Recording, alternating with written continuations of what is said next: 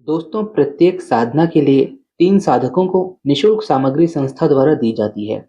इसके लिए आपको ये करना है कि हमारा यूट्यूब चैनल सब्सक्राइब करके हमारे वीडियोस पर कमेंट करना है, वीडियो लाइक और शेयर करना है और साथ ही साथ डिस्क्रिप्शन में उपलब्ध लिंक के माध्यम से हमारा व्हाट्सएप एवं टेलीग्राम चैनल ज्वाइन करना है। और ये सब कर लेने के बाद हमें टेलीग्राम पर स्क्रीनशॉट भेज देना है ताकि आपका नाम चयन किया जा सके। चुनाव होने के बाद आपको साधना की सामग्री कुरियर कर दी जाएगी। देवी निकुंबला हिंदू पौराणिक कथाओं की एक रहस्यमय और कम ज्ञात देवी हैं। रामायण में उनकी उपस्थिति सूक्ष्म लेकिन शक्तिशाली है और उनकी पूजा राक्षस परंपराओं से गहराई से जुड़ी हुई है। जैसे जैसे हम उनकी उत्पत्ति, अर्थ और महत्व के बारे में गहराई से जानेंगे, हम समझ पाएंगे कि ये देवी रावण के परिवार के विश्वास और अनुष्ठानों में कितनी महत्वपूर्ण थी। रामायण प्राचीन भारत के महान महाकाव्यों में से एक, देवताओं, राक्षसों और मनुष्यों के बीच गहरे संबंधों और अद्भुत लड़ाइयों से भरी हुई है। इन असंख्य पात्रों और देवताओं के बीच देवी निकुंबला एक अनोखी और दिलचस्प देवी के रूप में उभरती हैं। उनकी पहली और सबसे प्रमुख चर्चा रामायण के युद्ध कांड में होती है, जो भगवान राम और राक्षस राजा रावण के बीच अंतिम संघर्ष का वर्णन करता है।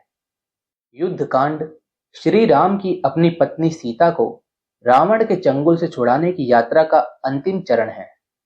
युद्ध का मैदान लंका के किले में है, जहां भगवान राम की सेना, जिसमें वानर भी शामिल हैं, रावण के शक्तिशाली राक्षसों की सेना का सामना करती है। इसी संघर्ष के बीच देवी निकुंबला की कहानी उभर कर आती है, जो इस महाकाव्य में एक रहस्यमयी और शक्तिशाली चरित्र को पेश करती है। नमस्कार, आप सभी का स्वागत है हमारे चैनल अद्भुत राजसिक साधनाएं में। देवी निकुंबला का पहला उल्लेख रावण के सबसे बड़े पुत्र इंद्रजीत के माध्यम से होता है। इंद्रजीत, जो एक महान योद्धा और अद्वितीय क्षमताओं वाला मायावी था, वो सामान्य योद्धा नहीं था। उसकी ताकत और मायावी शक्तियों का कारण देवी निकुंबला की ही कृपा थी। ये स्पष्ट करता है कि देवी निकुंबला की शक्ति केवल शारीरिक बल ही नहीं, बल्कि अलौकिक क्षमताएं भी प्रदान करती थी। जब युद्ध में रावण की सेना हारने लगती है, तो उसे एहसास होता है कि सामान्य युद्ध से वह राम की सेना को नहीं रोक पाएगा। ऐसे समय में देवी निकुंबला का महत्व स्पष्ट हो जाता है। रावण अपने बेटे इंद्रजीत को देवी निकुंबला के लिए एक शक्तिशाली अनुष्ठान करने को कहता है, क्योंकि उसे विश्वास था कि इस अनुष्ठान के पूरा होते ही इंद्रजीत अजेय हो जाएगा। दोस्तों, देवी निकुंबला की पूजा के लिए ये अनुष्ठान कोई सामान्य पूजा नहीं थी। इसे लंका के गहरे जंगलों में स्थित निकुंभिला नामक एक गुप्त और पवित्र स्थान पर करना पड़ता था। ये मंदिर अंधकार से ढका और खतरनाक ऊर्जा से घिरा हुआ था, जो देवी की महान शक्ति का प्रमाण था। केवल वे ही जो तांत्रिक अनुष्ठानों के गहरे रहस्यों को जानते थे, इस मंदिर में प्रवेश करने की हिम्मत कर सकते थे। इंद्रजीत का यह अनुष्ठान बहुत ही ज्यादा खतरनाक था।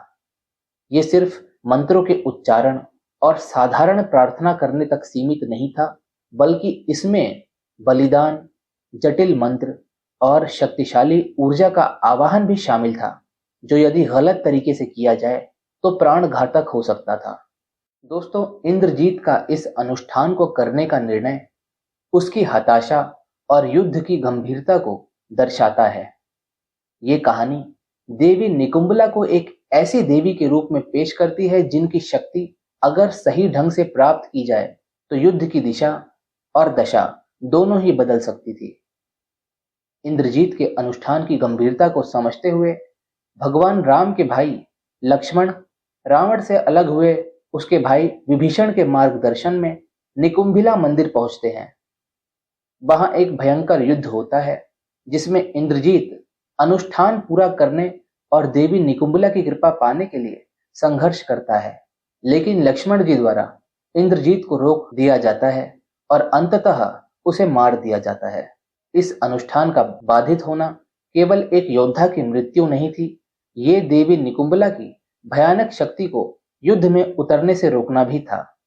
ये घटना प्रतीकात्मक है, जो धर्म अर्थात सत्य की अधर्म अर्थात असत्य पर विजय को दर्शाती है। देवी निकुंबला, जो विजय और विध्वंसक से जुड़ी हुई थी, राम की सेना के देवताओं से बिल्कुल विपरीत थी।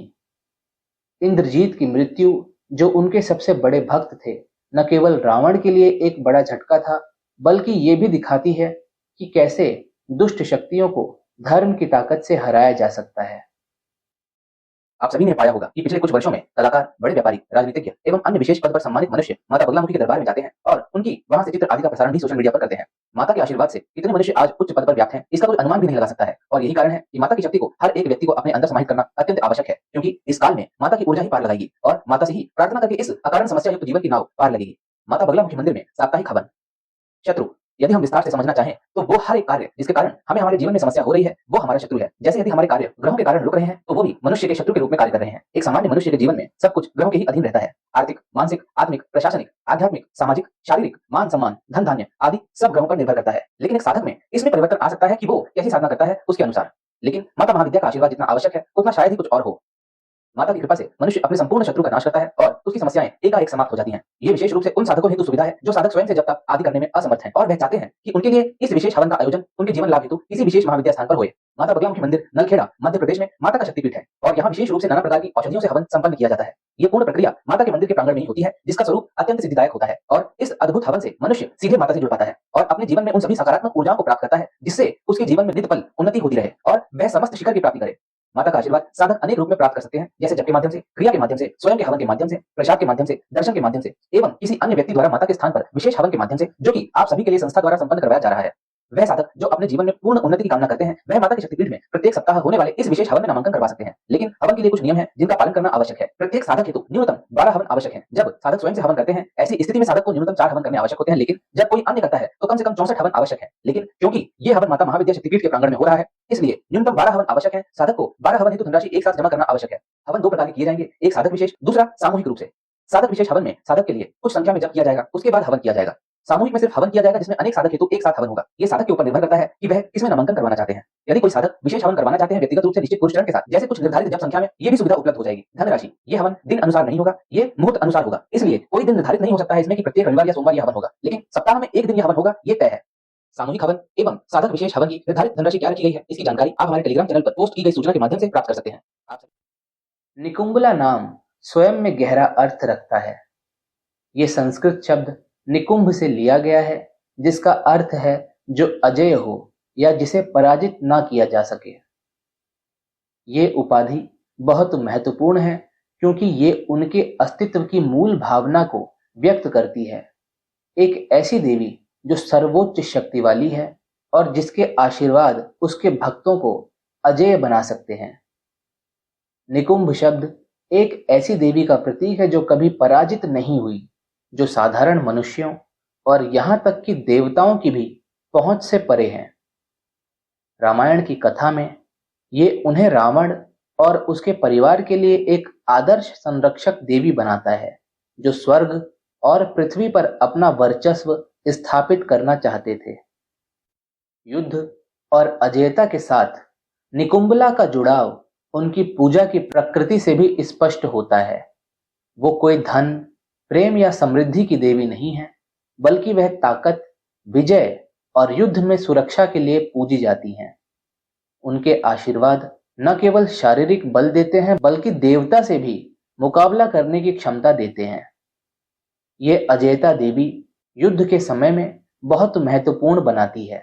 रावण, जो अपने युद्ध कौशल और विभिन्न युद्ध कलाओं के लिए प्रसिद्ध था, वो भी ये समझता था कि देवी निकुंबला की कृपा प्राप्त करना कितना आवश्यक है, और यही कारण है कि उसने अपने सबसे शक्तिशाली पुत्र इंद्रजीत को ये अनुष्ठान करने का आदेश दिया।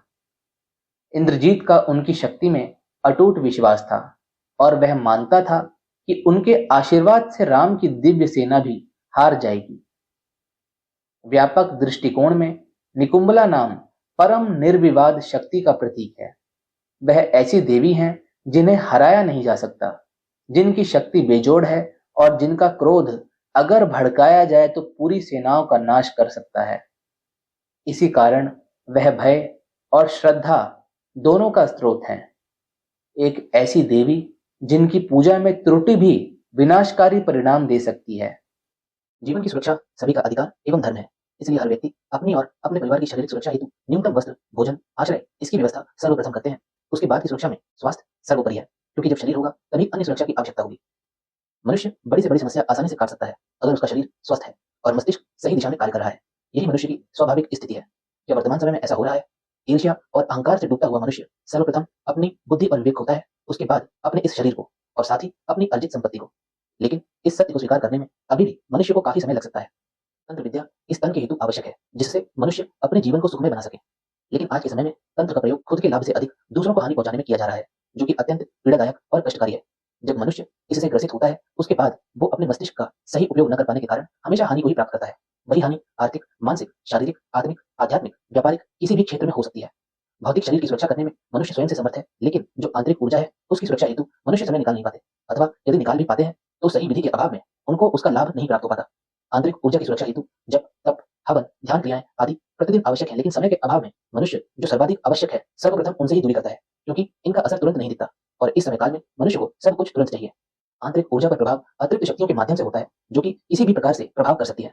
स्पर्श, किसी चीज को आपके शरीर से स्पर्श करवा दिया जाएगा। रस, कुछ आपके भोजन पदार्थ में मिला के आपको खिला दिया गया हो। गंध, किसी भी प्रकार का परफ्यूम अथवा धुआं करके गंध बनाई गई हो। रूप, कोई चीज आपको ऐसी दिखा दी जाए जो अप्राकृतिक हो।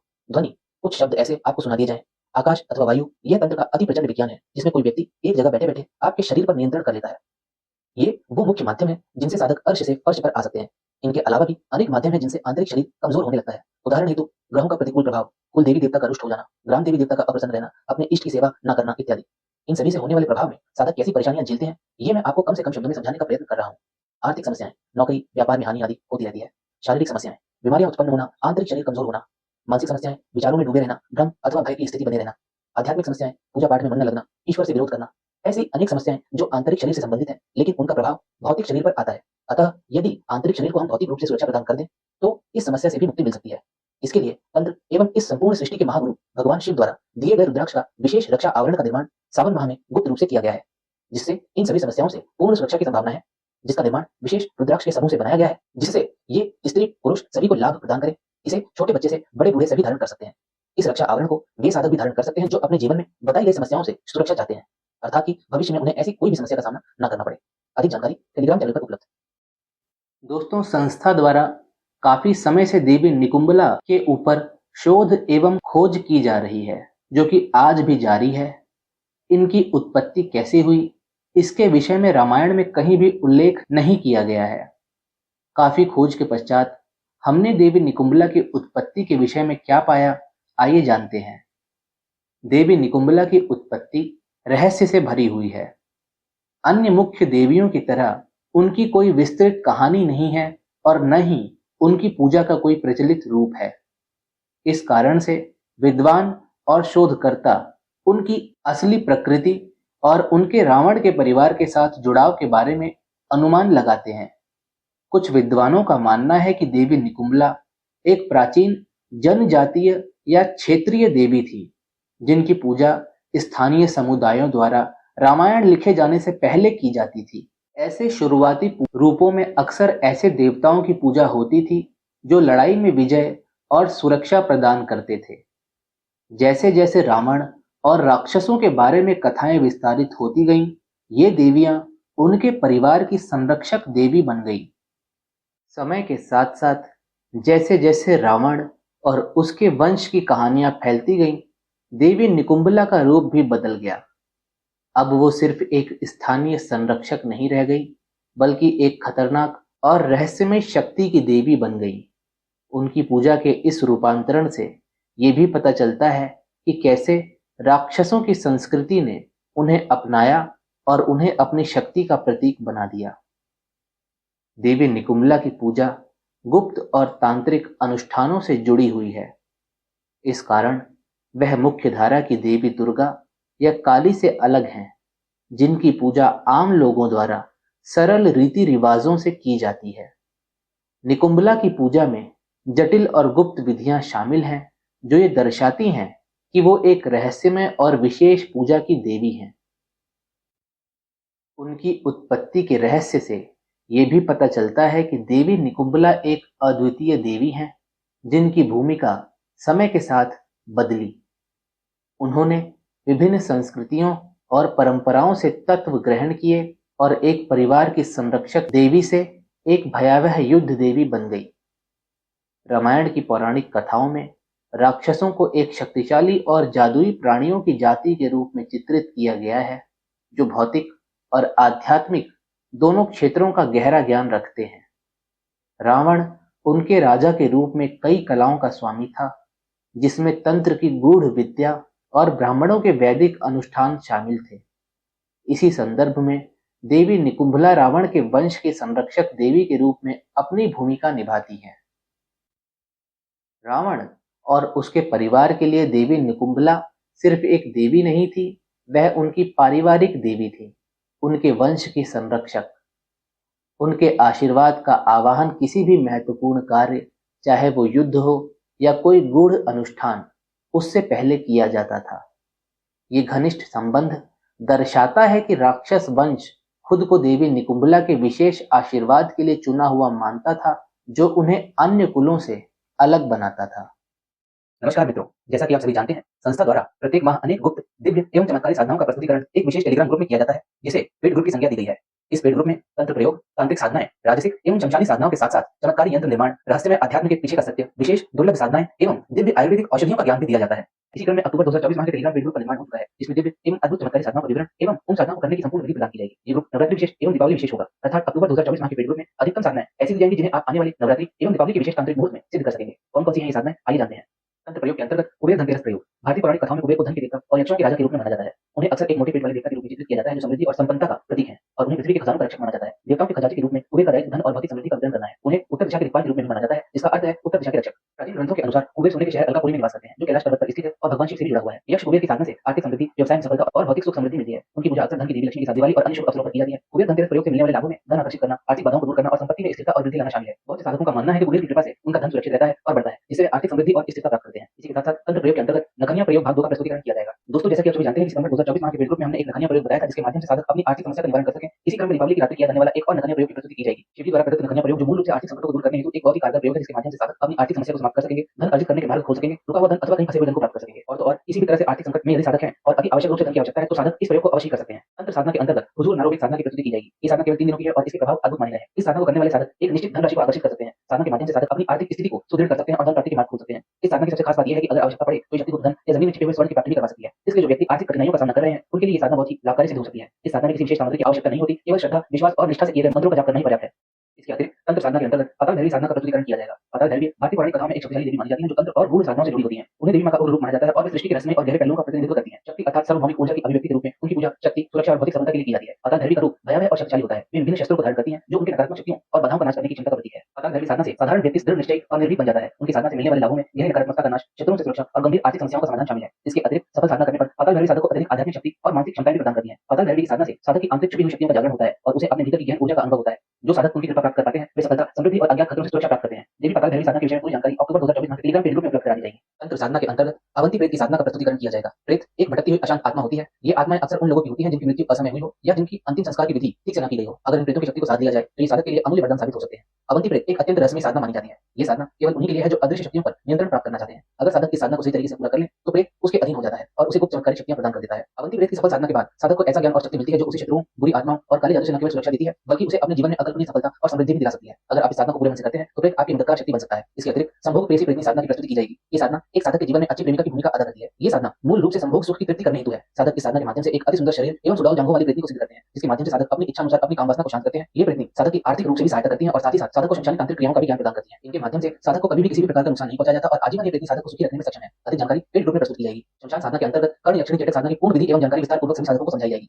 चेटक एक प्रकार से उच्च स्तरीय शक्तियों के सेवक होते हैं और इन्हें भी देव या देवी श्रेणी में ही रखा जाता है। पौराणिक कथाओं के समृद्ध ताने बाने में उन देवी देवताओं का विचार जो समय के रहस्यों को प्रकट कर सकते हैं बहुत ही आकर्षक और गहरा है। उनमें एक दिव्य महिला पात्र है जिसे हम तीनों कालों की बातें कान में बताने वाली देवी अर्थात कर्ण यक्षिणी चेटक कहते हैं। ये देवी ज्ञान, दृष्टि और ब्रह्मांडीय व्यवस्था के गहरे ज्ञान का प्रतीक है। ये देवी समय को पार करने की क्षमता रखती है जिससे वे अपने साधकों को उनके जीवन में आने वाली चुनौतियों पर प्रकाश डालने में सहायता कर सकें। और जब भी साधक स्पष्टता या दिशा की तलाश करते हैं तो ये देवी धीरे धीरे उनके कान में उत्तर की फुसफुसाहट करती है। ये खुलासे अक्सर अंतर्ज्ञान या अचानक प्रेरणा के रूप में आते हैं, जिससे व्यक्ति अपने उच्च उद्देश्य के अनुसार सूचित निर्णय ले सकता है। कर्ण लक्षणी चेतक 3 मुख्य समय के पहलुओं से जुड़ी होती है। अतीत, जहां वो व्यक्तियों के पुराने घावों को ठीक करने में सहायता करती हैं। वर्तमान, जहां वे साधक को सजगता से जीवन जीने का मार्गदर्शन करती हैं। और भविष्य, जहां वे साधक की राह के लिए आशा और महत्वाकांक्षा को प्रेरित करती हैं। वे अपने साधकों को उनके आध्यात्मिक संभावनाओं से जोड़ने का कार्य करती हैं, उन्हें अपनी यात्रा को साहस और आत्मविश्वास के साथ अपनाने के लिए प्रेरित करती हैं। कर्ण लक्षणी चेतक की साधना में तीनों कार्यों की बातें कान में बताने वाले देवी जीवन की चक्रीय प्रकृति और ब्रह्मांड के साथ सामंजस्य में रहने के महत्व का एक शक्तिशाली अनुस्मारक है। वह अपने साधकों को ज्ञान प्राप्त करने, परिवर्तन को अपनाने और उस दिव्य मार्गदर्शन पर विश्वास करने के लिए प्रेरित करती है जो हमेशा उनके लिए उपलब्ध होता है। इसी के साथ साथ शमशान साधना के अंतर्गत नौखंडी शाकिनी की साधना का प्रस्तुतिकरण किया जाएगा। नौखंडी शाकिनी एक रहस्यमयी और शक्तिशाली शक्ति है जो काले जादू, मानसिक शक्तियों और गहरे अवचेतन मन से जुड़ी होती है। शाकिनी को गुप्त ज्ञान और रहस्यमय विद्या की रक्षक माना जाता है जो भौतिक और ज्योतिषीय संसार के बीच स्थित रहती है। उसकी ऊर्जा बेहद प्रबल और रहस्यमय होती है। नौखंडी शाकिनी साधना एक अद्वितीय और उन्नत आध्यात्मिक साधना है जिसका उद्देश्य उसकी उपस्थिति को आवाहन करना और उसकी शक्तियों को नियंत्रित करना है। ये शाकिनी मानव शरीर के विशुद्ध चक्र कंठ चक्र में निवास करती है जो संवाद, वाणी और सत्य की शक्ति का प्रतिनिधित्व करता है।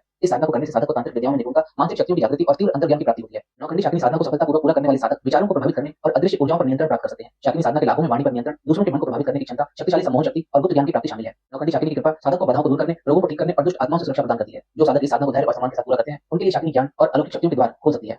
मंत्र साधना के अंतर्गत माता निकुंभला साधना के विषय में जानकारी प्रदान की जाएगी। माता निकुंभला तांत्रिक परंपराओं और भारतीय पौराणिक कथाओं में एक कम प्रसिद्ध लेकिन अत्यंत पूजनीय देवी मानी जाती है। उन्हें गहरे आध्यात्मिक ज्ञान, रहस्यमय शक्तियों और इस भौतिक संसार की सीमाओं से परे जाने की क्षमता से जुड़ा हुआ माना जाता है। माता निकुंभला गूढ़ ज्ञान की रक्षक है और उनकी ऊर्जा सुरक्षा और परिवर्तनकारी दोनों रूपों में कार्य करती है। वे उन छुपी हुई शक्तिशाली और रहस्यमय शक्तियों का प्रतीक है जो पूरे ब्रह्मांड को संचालित करती है।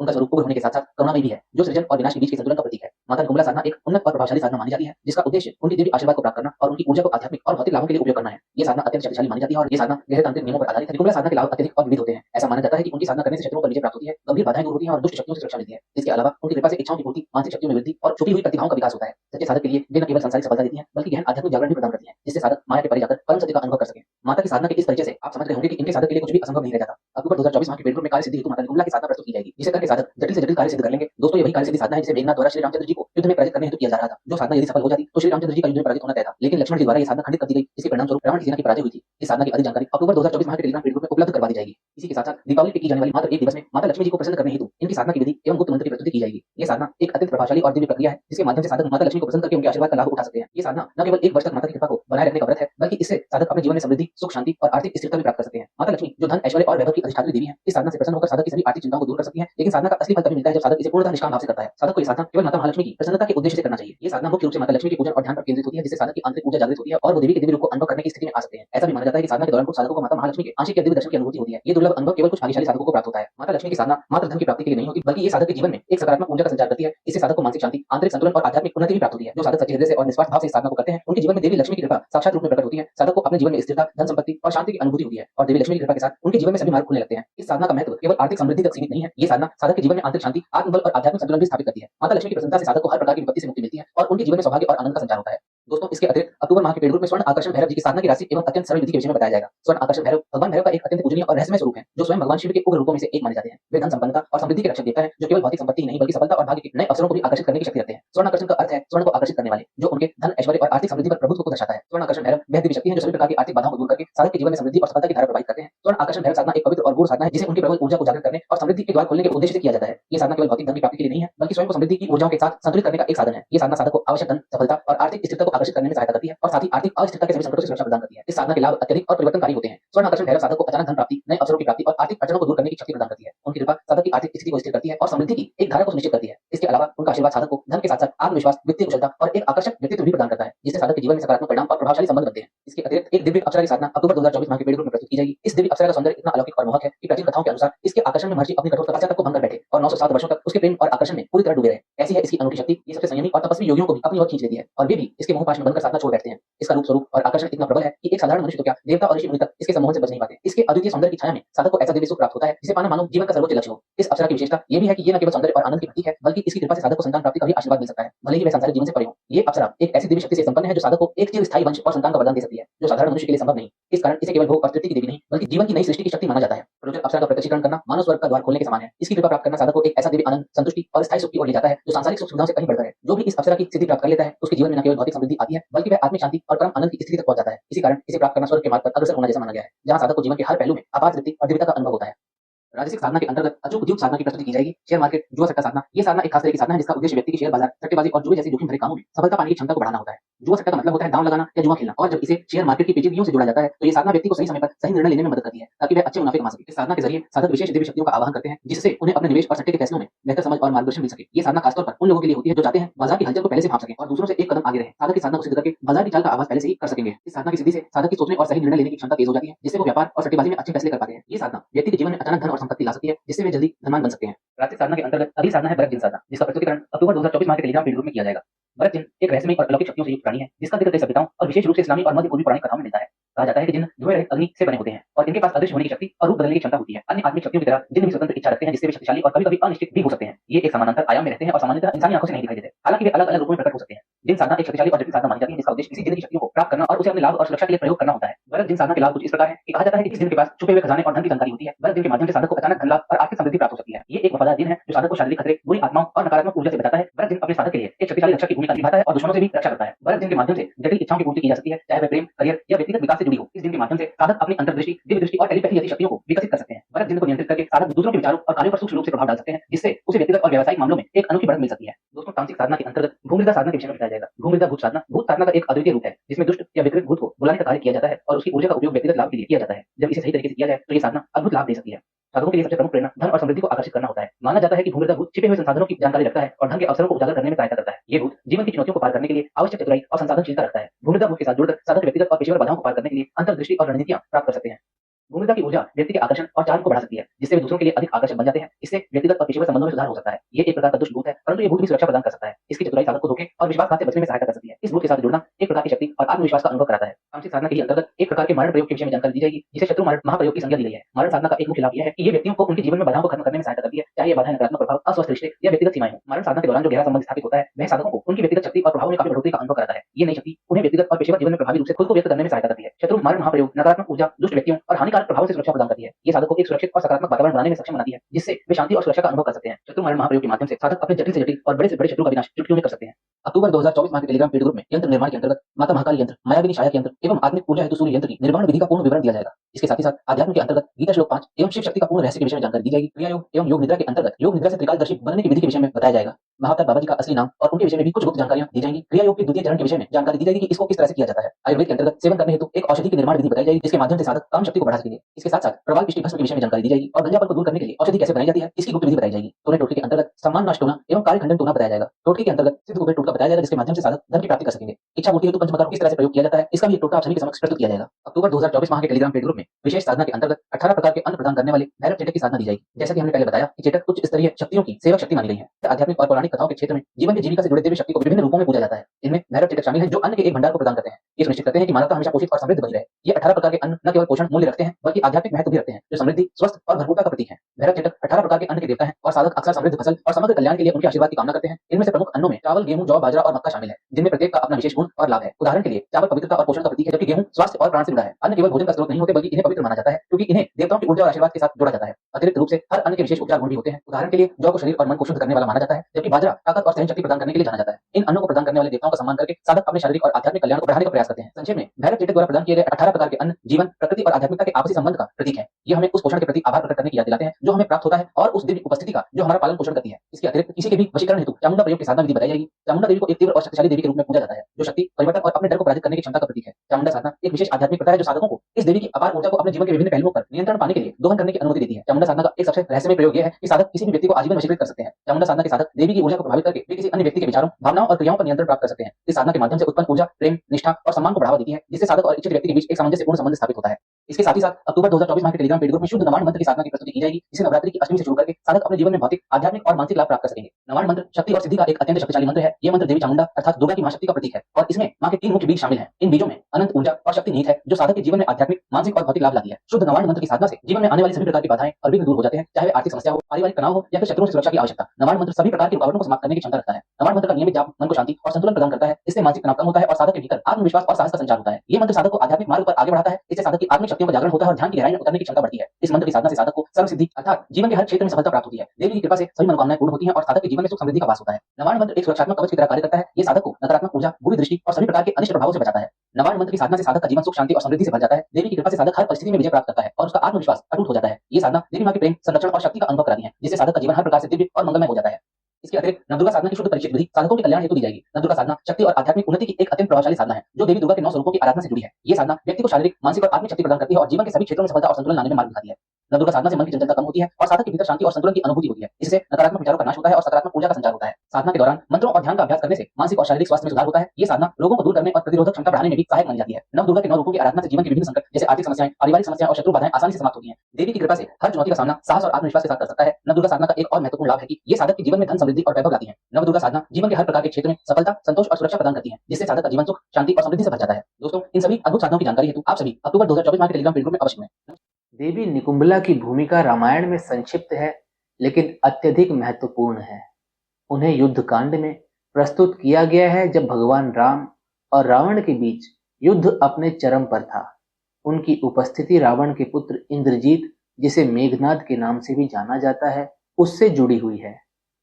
इंद्रजीत की शक्ति देवी निकुंभला से प्राप्त आशीर्वाद पर आधारित थी और इस शक्ति का उपयोग वो युद्ध में अपनी विजय के लिए करता था। इंद्रजीत के घातक अनुष्ठान की कहानी देवी निकुंभला की शक्ति और उनके आशीर्वाद को प्राप्त करने के लिए किए गए गहरे अनुष्ठान के महत्व को दर्शाती है। इंद्रजीत साधारण योद्धा नहीं था। रावण के सबसे बड़े पुत्र और रामायण के सबसे शक्तिशाली योद्धाओं में से एक के रूप में वो युद्ध में अद्वितीय कौशल रखता था। उसका नाम मेघनाद, जिसका अर्थ है गर्जना करने वाला, इस बात को दर्शाता है कि वो युद्ध के मैदान में कितनी भय और तबाही फैला सकता था। इंद्रजीत के पास मायावी शक्तियों और दिव्य हथियारों का ज्ञान था और वो अपने दुश्मनों को अदृश्य होकर या विनाशकारी अस्त्रों से परास्त कर सकता था। लेकिन मेघनाद की शक्ति केवल युद्ध कला में नहीं थी। इंद्रजीत की असली शक्ति उसके तांत्रिक ज्ञान और देवी निकुंभला की पूजा में थी। माना जाता है कि उसकी अद्वितीय क्षमताएं देवी निकुंभला से प्राप्त हुई थी, जिन्होंने उसे अजेयता का वरदान दिया था। देवी के आशीर्वाद ने उसे युद्ध में अपराजेय बना दिया था और यही निकुंभला और इंद्रजीत के बीच के गहरे संबंध को दर्शाता है। जैसे जैसे राम और रावण के बीच युद्ध बढ़ता गया, इंद्रजीत को समझ में आया कि उसकी सामान्य युद्ध कला राम की सेना के खिलाफ काम नहीं करेगी। वानरों की सेना लक्ष्मण के नेतृत्व में लंका में और गहराई तक प्रवेश कर रही थी। इंद्रजीत ने महसूस किया कि उसे युद्ध में जीतने के लिए कुछ विशेष करना होगा। इस समय उसने देवी निकुंभला के लिए एक शक्तिशाली अनुष्ठान करने का निश्चय किया। यह अनुष्ठान साधारण पूजा नहीं थी। ये एक खतरनाक और जटिल तांत्रिक अनुष्ठान था, जिसे लंका के एक सुनसान और पवित्र स्थान निकुंभिला मंदिर में किया जाना था। यदि ये अनुष्ठान सफल हो जाता तो इंद्रजीत अजेय हो जाता और राम की सेना को नष्ट कर देता। ये अनुष्ठान इंद्रजीत की तांत्रिक शक्तियों और देवी निकुंभला के आशीर्वाद को प्राप्त करने की उसकी योजना का हिस्सा था। अनुष्ठान बेहद खतरनाक था और उसमें बहुत सावधानी की आवश्यकता थी। देवी निकुंभला एक अत्यंत शक्तिशाली और भयानक देवी मानी जाती थी और उनकी पूजा के लिए सही मंत्रों, बलिदानों और ध्यान की जरूरत थी। इंद्रजीत इस अनुष्ठान को पूरी तरह से करने के लिए तैयार था, लेकिन उसमें एक बड़ा जोखिम था। भविष्यवाणी के अनुसार यदि इंद्रजीत को अनुष्ठान के दौरान कोई बाधा हुई तो वो अपनी सारी शक्ति खो देगा और उसे मृत्यु का सामना करना पड़ेगा। इसी क्रम में रावण का भाई विभीषण, जिसने राम का साथ दिया था, इस बात से अवगत था कि इंद्रजीत की शक्ति उसकी देवी निकुंभला के प्रति पूजा में है। विभीषण ने लक्ष्मण को इंद्रजीत के अनुष्ठान के बारे में बताया और उन्हें सलाह दी कि वे इस अनुष्ठान को पूरा होने से पहले ही रोकें। लक्ष्मण और वानर सेना ने तुरंत निकुंभिला मंदिर पर हमला किया ताकि इंद्रजीत के अजेय होने से पहले ही उसे रोका जा सके। निकुंभिला मंदिर में होने वाला युद्ध रामायण के सबसे भयंकर युद्धों में से एक था। इंद्रजीत, जो अनुष्ठान की गहन अवस्था में था, जानता था कि उसका ध्यान भटकने से उसकी हार हो सकती है, लेकिन लक्ष्मण और वानर सेना ने पूरी शक्ति के साथ मंदिर पर आक्रमण किया। इंद्रजीत ने भी अपनी पूरी शक्ति से युद्ध किया, लेकिन अनुष्ठान के बीच में बाधा पड़ने से उसकी तांत्रिक शक्तियां कमजोर हो गई थी। लक्ष्मण अपने धर्म और देवी शक्ति से प्रेरित होकर इंद्रजीत का वध करने में सफल हुए। इंद्रजीत की मृत्यु रामायण के युद्ध का महत्वपूर्ण मोड़ थी। रावण अपने पुत्र की अद्वितीय शक्ति पर बहुत निर्भर था। इंद्रजीत का निधन रावण के लिए एक व्यक्तिगत और सामरिक रूप से विनाशकारी क्षण था। देवी निकुंभला का अधूरा अनुष्ठान रावण की उम्मीदों का टूटना और उसकी शक्तियों का ह्रास था। दोस्तों, देवी निकुंभला का अधूरा अनुष्ठान ये दर्शाता है कि बुराई कितनी भी शक्तिशाली क्यों ना हो, वह धर्म और सच्चाई के सामने टिक नहीं सकती। रावण और इंद्रजीत ने देवी के आशीर्वाद का दुरुपयोग किया, लेकिन उनके अनुष्ठान की विफलता ये संदेश देती है कि कोई भी शक्ति, चाहे वह कितनी भी प्रबल क्यों ना हो, अगर उसे गलत उद्देश्यों के लिए इस्तेमाल किया जाए तो वो सफल नहीं हो सकती। देवी निकुंभला एक ऐसी देवी जिनके अस्तित्व के साथ रहस्य और शक्ति जुड़ी हुई है, हिंदू देवी देवताओं के सामान्य पटल से अलग है। उनकी पूजा गूढ़ है, उनके भक्त बहुत कम हैं और उनकी महिमा तांत्रिक परंपराओं के गहरे रहस्यों से जुड़ी हुई है। ये रहस्यमय देवी, जिन्हें मुख्य धारा के हिंदू धर्म में ज्यादा स्थान नहीं मिला, छिन्नमस्ता, चामुंडा और भैरवी जैसी उग्र और शक्तिशाली देवियों के बीच एक अनोखी पहचान रखती हैं। देवी निकुंभला को समझने का मतलब है अज्ञात के गहरे अंधकार में उतरना, जहां ईश्वरीयता और खतरे का संगम होता है और जहां पूजा आपको प्रबुद्ध कर सकती है या गलत रास्ते पर ले जाकर विनाश भी कर सकती है। तांत्रिक पूजा केवल देवी को पुकारना नहीं है, यह ब्रह्मांड की कच्ची प्राचीन शक्तियों से जुड़ने का प्रयास है। पारंपरिक हिंदू पूजा जो भक्ति, सादगी और पवित्रता पर आधारित होती है, उससे अलग तांत्रिक अनुष्ठान जटिल और खतरनाक होते हैं। ये साधक ऐसी शक्तियों को नियंत्रित करने का प्रयास करते हैं जो सामान्य मानव समझ से परे होती हैं। यही वह क्षेत्र है जहां देवी निकुंभला का शासन होता है। तांत्रिक साधकों के लिए वह केवल एक देवी नहीं है, वह आत्म जागरूकता के जटिल मार्गों की मार्गदर्शक हैं। तांत्रिक उपासक मानते हैं कि देवी निकुंभला को प्रसन्न करके अपने भीतर छिपी शक्तियों को जागृत कर सकते हैं। ये मार्ग खतरों से भरा हुआ है क्योंकि ऐसी शक्तियों को नियंत्रित करना आसान नहीं होता। इसलिए केवल वही लोग देवी निकुंभला की पूजा का साहस करते हैं जो तांत्रिक अनुष्ठानों में निपुण होते हैं, क्योंकि एक छोटी सी गलती भी तबाही ला सकती है। देवी निकुंभला को उग्र या हिंसक देवियों की श्रेणी में रखा जाता है। ये देवियां ब्रह्मांड की विनाशकारी और रूपांतरणकारी शक्तियों का प्रतिनिधित्व करती हैं।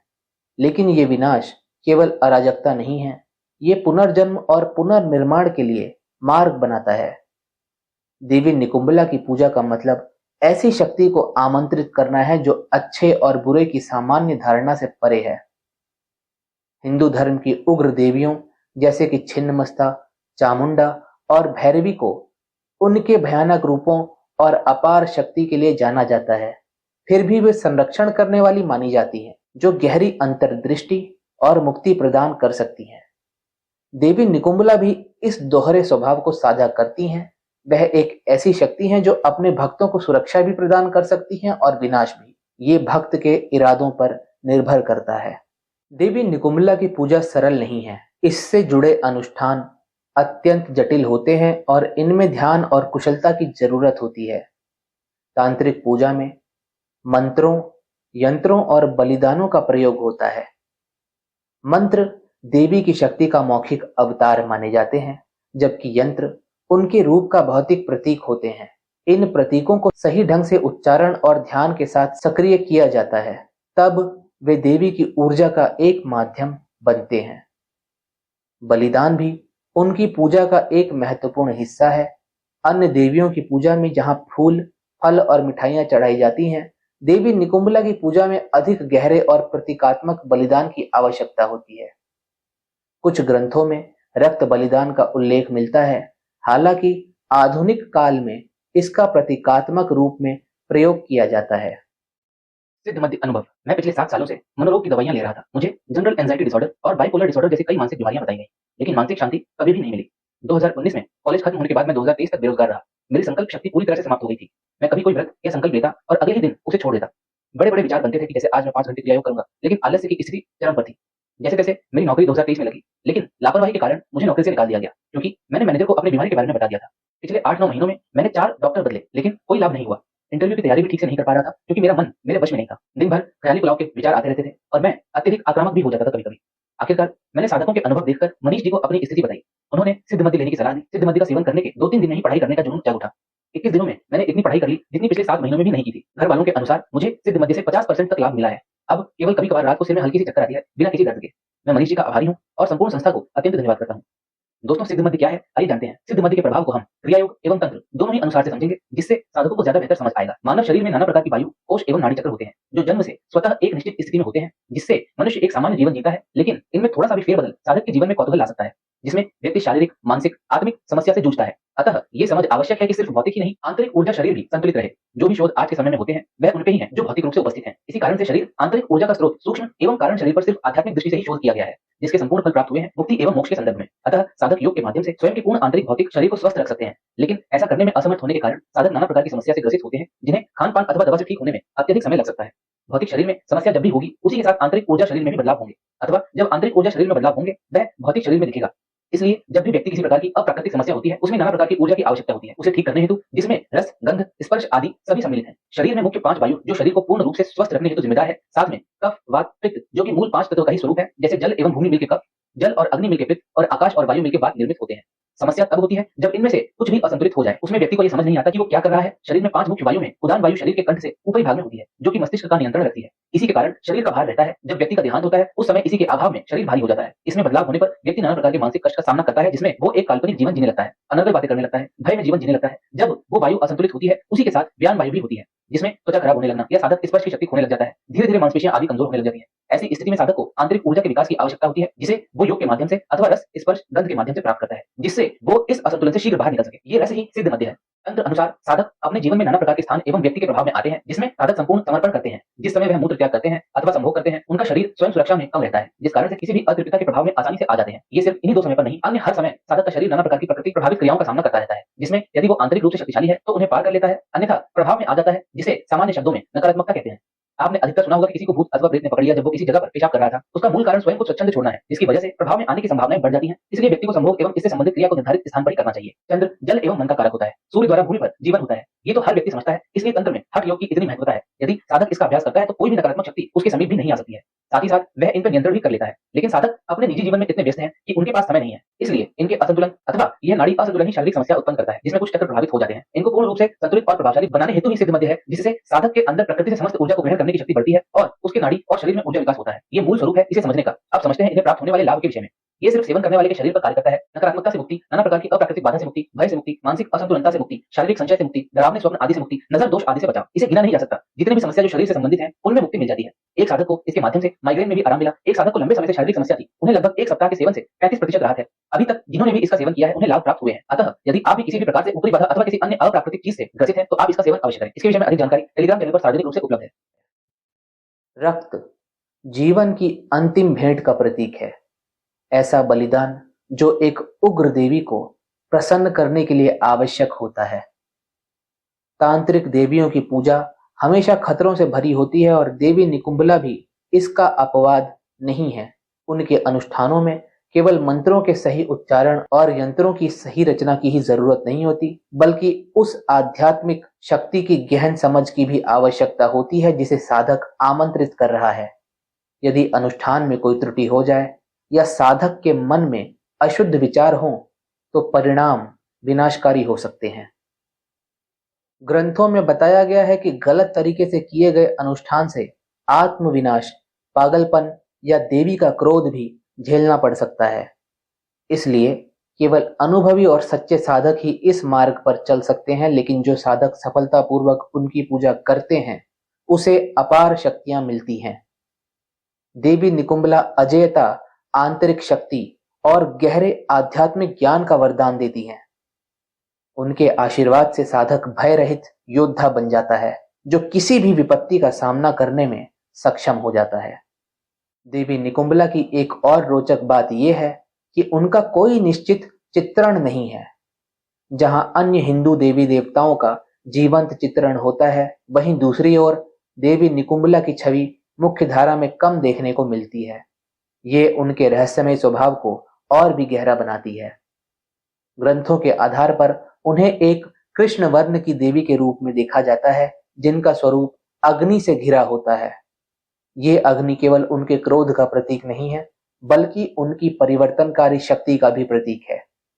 उन्हें कई भुजाओं वाली देवी के रूप में दिखाया जाता है, जिनमें वे हथियार धारण करती हैं, जो उनके युद्ध कौशल और शत्रुओं को परास्त करने की क्षमता को दर्शाता है। उनका गहरा रंग रहस्य, छिपी हुई शक्तियों और अज्ञात के साथ उनके संबंध को दर्शाता है।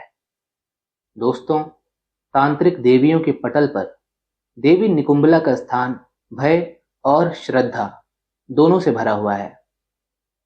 उनके अनुष्ठान खुले में नहीं होते, बल्कि रात के अंधेरे में एकांत में किए जाते हैं, जहां केवल अनुभवी तांत्रिक ही उनकी पूजा करने का साहस करते हैं। देवी निकुंबला के साथ जुड़ा भय केवल उनके विनाशकारी रूप के कारण नहीं है, बल्कि ये उस मानसिक प्रभाव से भी जुड़ा है जो साधक के भीतर छिपे हुए भय और इच्छाओं का सामना करता है। तांत्रिक साधना अक्सर साधक को उसके अपने अंधेरे पक्षों का सामना कराती है, और देवी निकुंबला ऐसी मार्गदर्शक हैं जो इन आंतरिक राक्षसों को उजागर करती हैं। सच्चे साधक के लिए ये भय भी एक प्रकार की श्रद्धा है। ये वो श्रद्धा है जो तब उत्पन्न होती है जब कोई एक प्राकृतिक शक्ति के सामने खड़ा होता है, ये जानते हुए कि एक छोटी सी गलती भी विनाश ला सकती है। आज के समय में देवी निकुंबला की पूजा लगभग विलुप्त हो चुकी है। केवल कुछ तांत्रिक संप्रदायों और गुप्त आध्यात्मिक परंपराओं में ही जीवित है।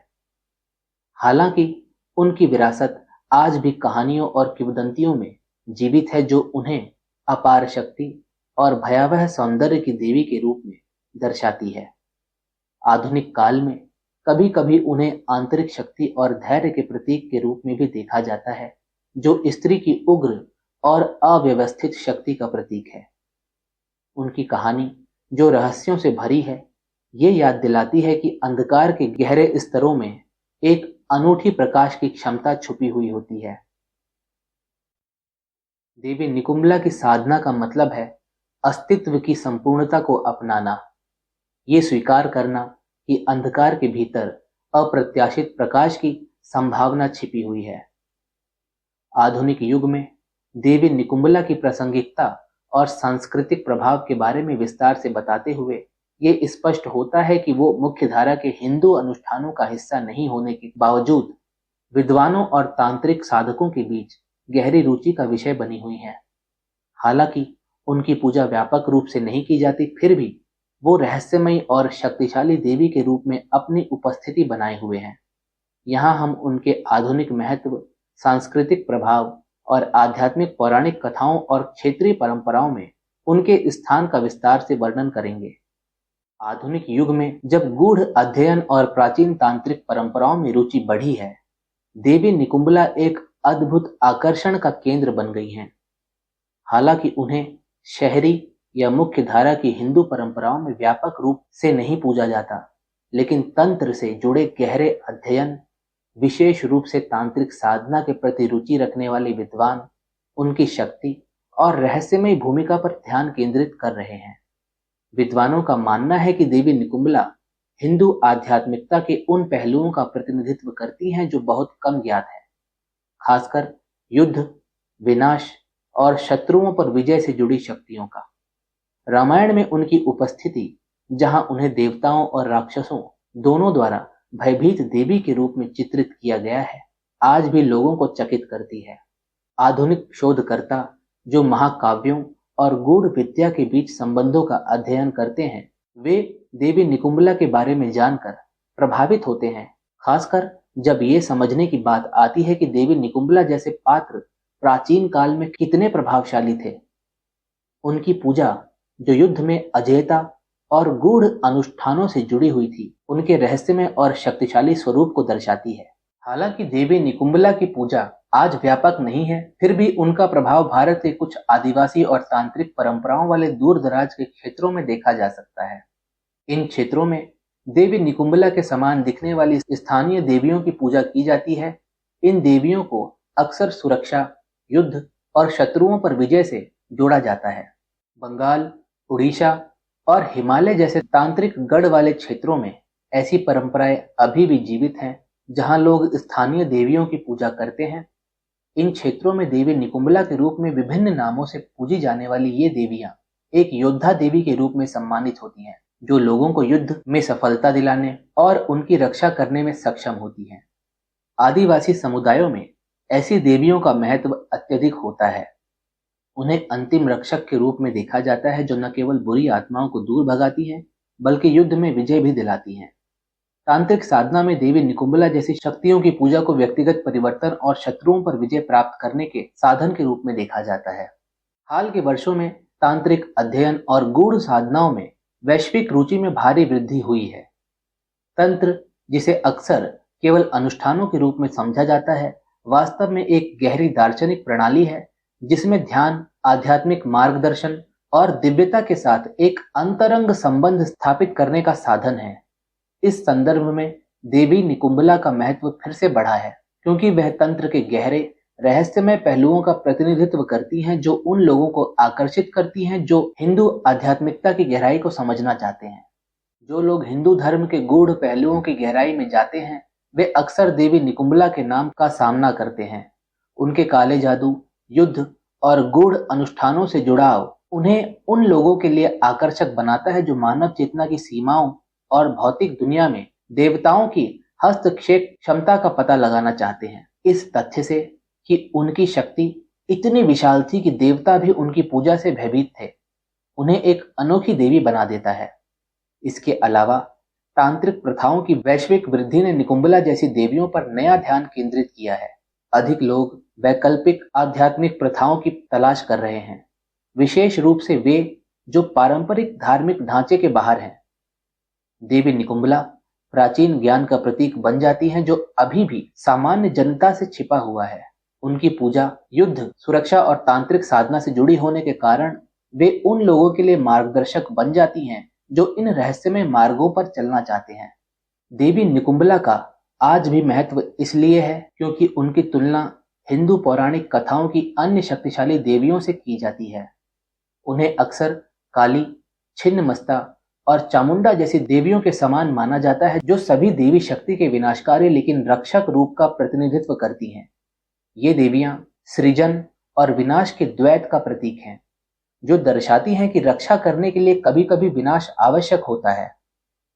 देवी निकुंबला की पूजा एक ऐसी देवी के रूप में होती है जो युद्ध में अजयता प्रदान कर सकती हैं या पूजा करने वालों को गलती करने पर दंडित भी कर सकती हैं। ये तुलना कुछ विद्वानों को यह अनुमान लगाने पर मजबूर करती है कि देवी निकुंबला शायद कोई विशिष्ट देवी नहीं थी, बल्कि हिंदू देवी परंपरा का क्षेत्रीय रूप हो सकती हैं। उनके तांत्रिक अनुष्ठानों और युद्ध से जुड़े होने से ये संभावना और भी बढ़ जाती है कि वे काली या चंडी जैसी व्यापक रूप से पूजी जाने वाली देवियों का स्थानीय रूप हो सकती हैं।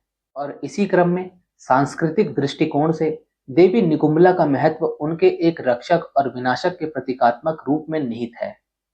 ऐतिहासिक रूप से उनके जैसे देवियों ने योद्धाओं, राजाओं और आध्यात्मिक साधकों को प्रेरित किया है, जो संकट के समय दिव्य शक्ति की तलाश में रहते थे। प्राचीन काल में युद्ध से पहले ऐसी देवियों का आवाहन किया जाना जीत सुनिश्चित करने या कम से कम सम्मान के साथ मरने के एक तरीके के रूप में देखा जाता था। आज भी कुछ क्षेत्रों में ये परंपरा जीवित है, जहां मार्शल संस्कृति में आध्यात्मिकता का गहरा प्रभाव है। उनकी पौराणिक उपस्थिति, विशेष रूप से रामायण में, उन्हें न केवल युद्ध की देवी बल्कि एक नायिका के रूप में भी चित्रित करती है, जिनकी पूजा उनके शक्तिशाली व्यक्तित्व के लिए की जाती है। रावण और उनके बेटे इंद्रजीत द्वारा किए गए अनुष्ठान में उनकी प्रमुख भूमिका दर्शाती है कि वह अपने अनुयायियों के लिए कितनी महत्वपूर्ण थी। इस तरह देवी निकुंबला की आधुनिक प्रासंगिकता और सांस्कृतिक प्रभाव पर विस्तार से ये पता चलता है कि वह तांत्रिक साधना, क्षेत्रीय पूजा और विद्वानों के अध्ययन में एक रहस्यमय और शक्तिशाली देवी के रूप में अपनी उपस्थिति बनाए रखती हैं। हालांकि उनकी पूजा मुख्य धारा में नहीं है, उनकी दिव्य शक्ति और रहस्य की खोज आज भी जारी है।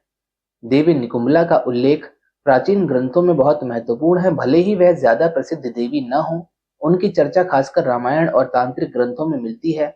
इन ग्रंथों में देवी निकुंभला के रूप, शक्ति और उनके महत्व के बारे में अलग अलग बातें सामने आती हैं, जो उन्हें एक रहस्यमयी और शक्तिशाली देवी के रूप में स्थापित करती है। देवी निकुंभला का सबसे प्रमुख उल्लेख वाल्मीकि की रामायण में मिलता है, विशेषकर युद्ध कांड में। ये वो समय है जब राम और रावण की सेना के बीच अंतिम युद्ध चल रहा होता है। रावण का बेटा इंद्रजीत, जो अपनी असाधारण युद्ध कला और रहस्यमय शक्तियों के लिए जाना जाता था, देवी निकुंभला की पूजा करके अजय बनने की कोशिश करता है। रामायण में बताया गया है कि इंद्रजीत की अद्वितीय शक्ति और अजयता का स्रोत देवी निकुंभला का आशीर्वाद था।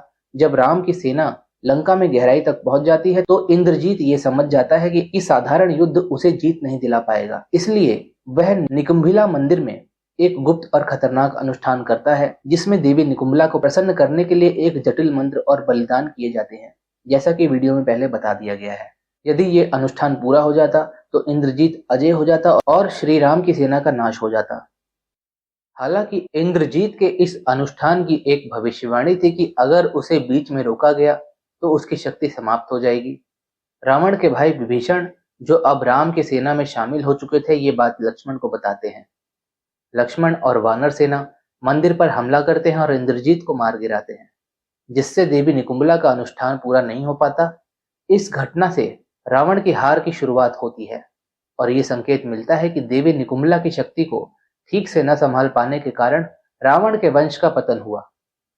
वाल्मीकि की रामायण के अलावा कृतिवासी रामायण जैसी दूसरी रामायण भी है, जो देवी निकुंभला की कहानी को और अधिक विस्तार से बताती है। कृतिवासी रामायण, जो बंगाली रामायण है, उसमें देवी निकुंभला की पूजा और उनके अनुष्ठानों को और गहराई से वर्णित किया गया है। इस रामायण में देवी निकुंभला का अनुष्ठान केवल एक साधारण पूजा नहीं है, बल्कि एक शक्तिशाली और खतरनाक क्रिया है, जिसमें रक्त बलिदान की आवश्यकता होती है। इस संस्करण में निकुंभला की पूजा की अधिक विस्तृत जानकारी मिलती है, जिससे यह पता चलता है कि इंद्रजीत की शक्ति केवल उसके युद्ध कौशल में नहीं थी, बल्कि देवी निकुंभला की कृपा में भी थी। देवी निकुंभला को प्रसन्न करने के लिए जो अनुष्ठान होते हैं, उनमें जटिल मंत्र, यंत्र और विशेष बलिदान का वर्णन किया गया है। इस रामायण में देवी निकुंभला का महत्व और बढ़ जाता है, क्योंकि इंद्रजीत के साथ उनका रिश्ता केवल व्यक्तिगत शक्ति तक सीमित नहीं था, बल्कि उसके युद्ध कौशल और रावण के परिवार के भविष्य को भी प्रभावित करता था। देवी निकुंभला का नाम सीधे तौर पर अन्य ग्रंथों में बहुत कम मिलता है, लेकिन कुछ तांत्रिक ग्रंथों में उन देवियों का उल्लेख है जिनके गुण देवी निकुंभला से मिलते जुलते हैं। तंत्र में शक्ति की गुप्त और खतरनाक शक्तियों का उल्लेख होता है और ये परंपरा उन देवियों की पूजा करती है जो जीवन और मृत्यु पर नियंत्रण रखती हैं। इसी संदर्भ में देवी निकुंभला को तांत्रिक परंपरा में डाला जा सकता है। रुद्रयामल तंत्र और तंत्र राजतंत्र जैसे तांत्रिक ग्रंथों में ऐसी देवियों का वर्णन है जिनकी पूजा युद्ध में विजय और सुरक्षा के लिए की जाती है। इनमें बताया गया है कि तंत्र के साधक इन देवियों की पूजा के लिए विशेष यंत्र और मंत्र का उपयोग करते हैं। ये वही पूजा पद्धति है जिसका उल्लेख रामायण में निकुंभला की पूजा के लिए किया गया है। कुछ विद्वानों का मानना है कि देवी निकुंभला एक स्थानीय शक्ति हो सकती है, जो तांत्रिक ग्रंथों में वर्णित शक्तिशाली देवियों का एक रूप हो सकता है। ये देवियां केवल रक्षा और विनाश की देवी नहीं थी, बल्कि उन्हें ठीक से न मानने पर उनका प्रकोप भी होता था।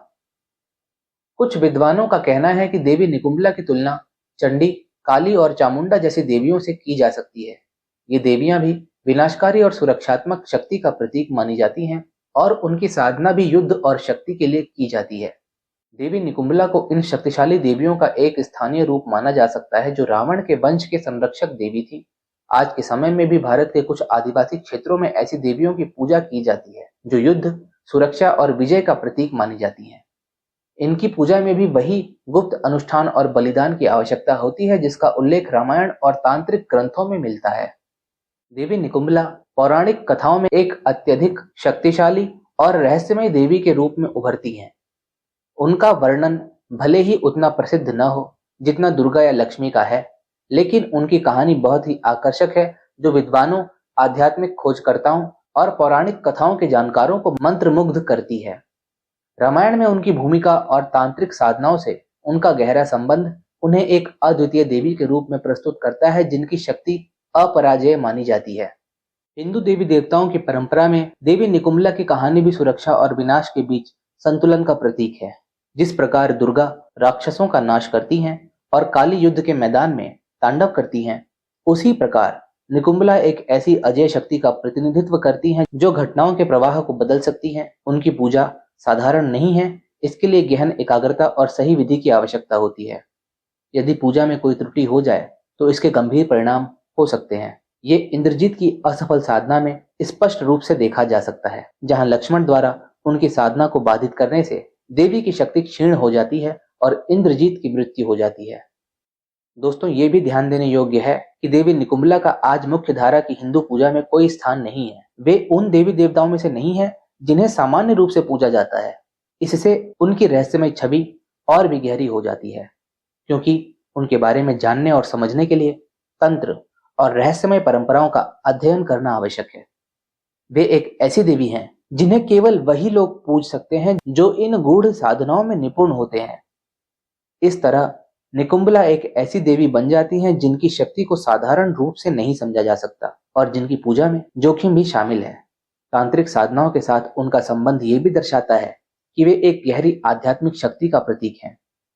तंत्र साधना की जटिलता, जिसमें सृष्टि और विनाश दोनों के तत्व होते हैं, देवी निकुंभला की अप्रत्याशितता के साथ मेल खाती है। तांत्रिक ग्रंथों में ऐसी देवियों की पूजा सामान्य आस्था से अधिक गहन साधना का प्रतीक है। तांत्रिक साधक केवल वरदान पाने के लिए नहीं, बल्कि ब्रह्मांड की कच्ची शक्तियों को अपने वश में करने का प्रयास करते हैं।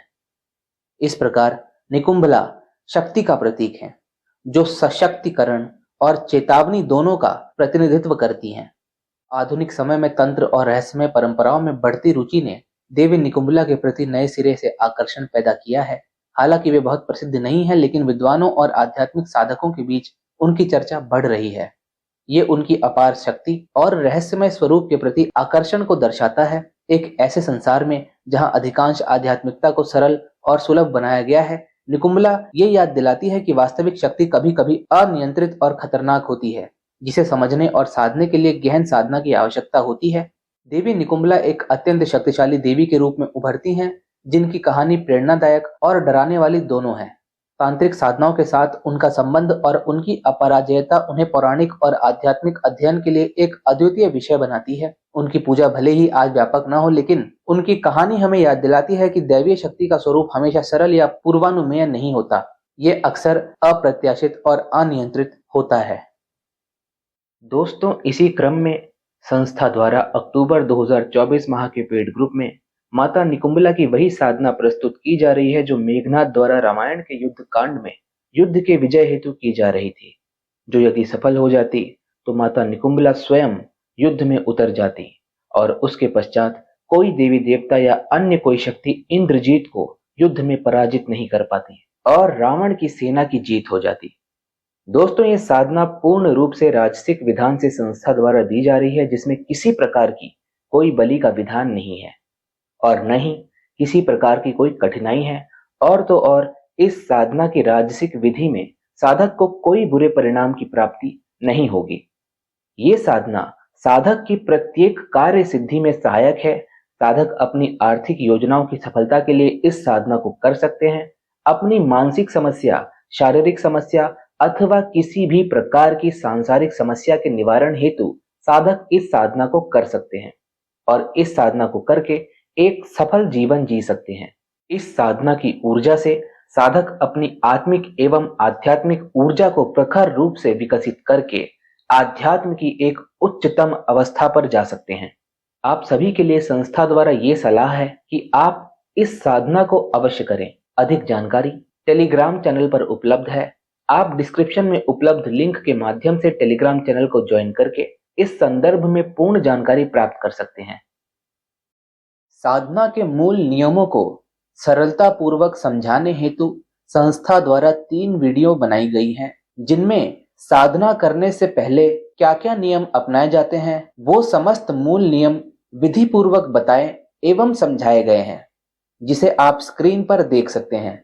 इन तीनों वीडियो के लिंक डिस्क्रिप्शन बॉक्स में उपलब्ध हैं। अतः मूल नियमों को अच्छी तरह से समझने के लिए इन तीनों वीडियो को अवश्य देखें।